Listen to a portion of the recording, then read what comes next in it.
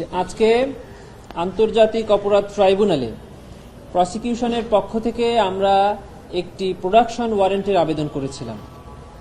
ঘটনাটি ছিল এই যে 2016 সালে মিরপুরের জাহাজবাড়ি নামক একটি ভবনে বেশ কয়েক বাংলাদেশের বিভিন্ন স্থান থেকে বেআইনিভাবে গ্রেফতারকৃত বেশ কয়েকজন যুবক, যারা ইসলামী মনোভাবাপন্ন যুবকদেরকে বেআইনিভাবে গ্রেফতার করে এই বাড়ির একটি ফ্ল্যাটে আটক রাখা হয় এবং তাদেরকে জঙ্গি নামে নাটক সাজিয়ে তৎকালীন আইন শৃঙ্খলা বাহিনীর কতিপয় সদস্য এবং তাদের ঊর্ধ্বতন কর্মকর্তার প্রত্যক্ষ নির্দেশে এবং প্ররোচনায় এই 9 জন ইসলামী মনোভাবাপন্ন যুবককে গুলি করে হত্যা করা হয়।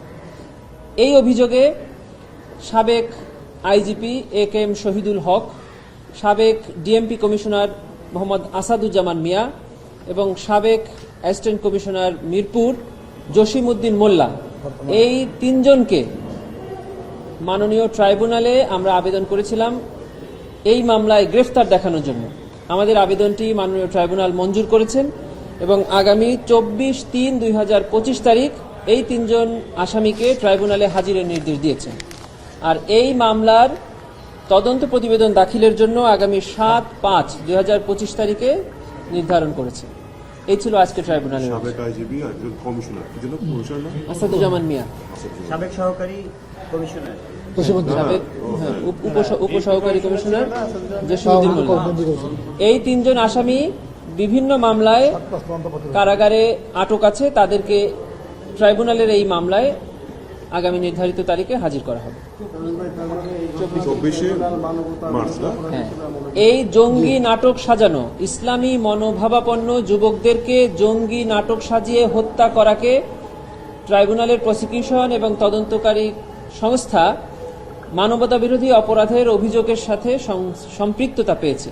এজন্যই ট্রাইব্যুনালে আমরা এই আবেদনটা করেছি এবং এটি সংশ্লিষ্টতার প্রমাণ পাওয়া যায়নি প্রাথমিকভাবে।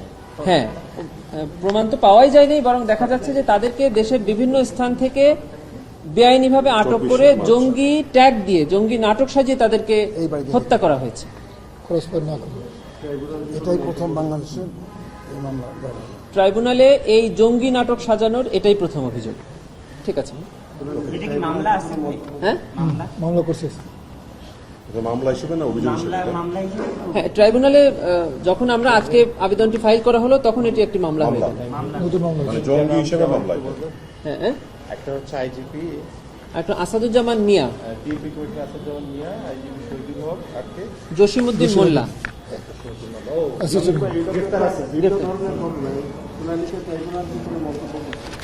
হ্যাঁ, ট্রাইব্যুনাল মন্তব্য করেছেন যে এটা কিভাবে আমরা মানবতা বিরোধী অপরাধ হিসাবে আনলাম।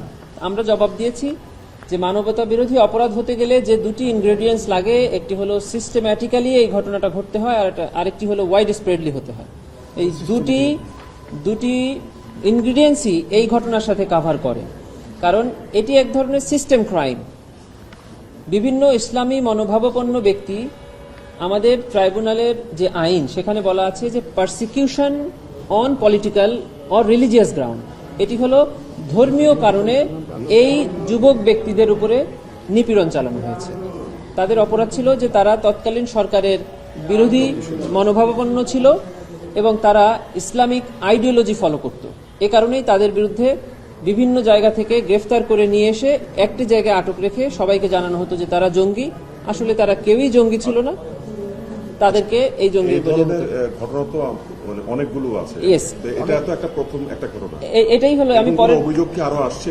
পরের কথাটাই আমি বলছিলাম যে সেকেন্ড ইনগ্রেডিয়েন্টস হলো ওয়াইড স্প্রেড, যেটি অনেকবার ঘটতে হয়, অনেক জায়গাতেই ঘটতে হয়। এটি 2009 সাল থেকে 2024 সাল পর্যন্ত অনেকবার অনেক জায়গাতেই ঘটেছে, যার কারণে আমরা এটিকে ওয়াইড স্প্রেডলি হয়েছে মর্মে বলছি। তারই একটি ঘটনার কারণে আমরা আজকে এই আবেদনটি হয়েছে। এরকম অসংখ্য ঘটনা, অসংখ্য অভিযোগ আমাদের কাছে এসেছে। কল্যাণপুরেরটাই আমরা আনলাম। পর্যায়ক্রমে এই অভিযোগে আমাদের কাছে যে আমরা প্রাথমিক তদন্তে সত্যতা প্রমাণ পেলে আমরা পর্যায়ক্রমে এই ধরনের অপরাধের অভিযোগ আরো নিয়ে আসবো। আচ্ছা, এটার কোনো সুপ্রিম কমান্ড কেউ আছে নাকি ওনারা ছাড়া এই মামলায়? এই মামলায় আমরা আপাতত এই 3 জনের বিরুদ্ধে প্রাথমিক সম্পৃক্ততা পেয়েছি, এজন্য এই 3 জনের বিরুদ্ধে এনেছি।